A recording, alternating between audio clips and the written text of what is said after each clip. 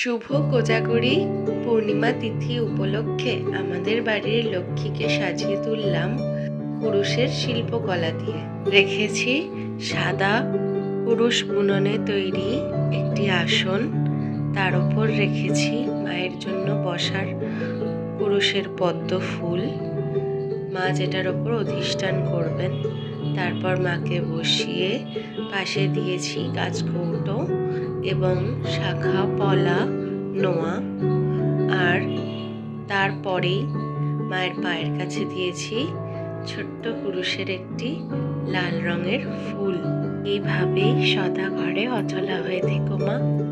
ওম विश्वरूपस्ववर्ज्यासि पद्मे पद्मालये शुभे सर्वतः पाहि मं देवी महालक्ष्मी नमोऽस्तुते।